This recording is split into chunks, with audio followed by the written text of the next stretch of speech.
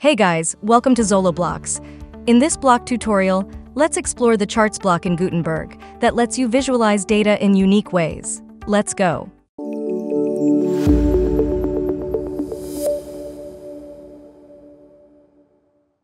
Inside your page, click on the empty block space. Then type charts in the search bar and select the charts block from the quick block menu. What you are seeing is the default appearance of the charts. Now we are going to customize it. Open the Block Settings tab. Inside, find the General section under the Basic tab. Here, you can add data for charts in two methods, either upload a CSV file or input custom CSV data. In the case of custom data, you can follow the format mentioned in the placeholder. For instance, we have sales data in the form of year versus sales amount. You can write up the CSV like this. Then right under it, you can switch the chart type among bar, area, line, pie, and donut. However, if you don't see any values in a chart type, save and refresh the page quickly. It might be the caching. Also, you can change the height of the charts to adjust to your landing page. In the next section, you can toggle the visual elements of the charts, such as the title, subtitle, label, tooltip, grid, and toolbar. These buttons can show or hide them according to your preferences. Also, the toolbar is a special type. Once turned on, it will let the audience zoom in, out, download, pan, and reset the charts. These are all dynamic controls added by ZoloBlocks to enhance the user experience twofold.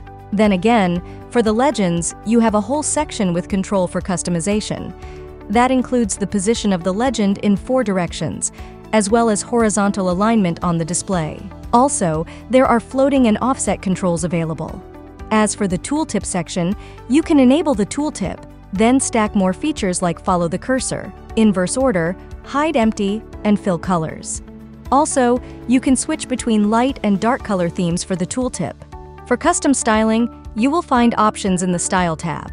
Here, the first thing you can do is customize the border on the charts.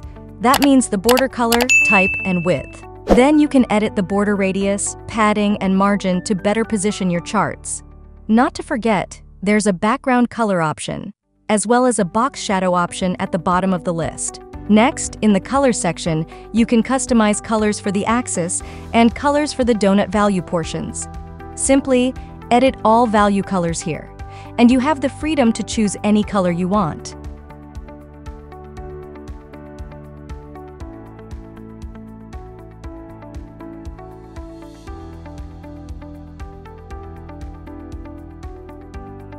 Lastly, you can select a custom color for the legend or go with the chart series color. Both works. All left is to save and display the chart to your audience. Isn't that everything you need in one package for charts? We bet it is. You can take a look at more ready patterns to get design inspirations. That's all for this video. Thanks for staying with ZoloBlocks. Please like and subscribe to this video, and stay updated for more block tutorials. And feel free to add your suggestions in the comment box. See you soon!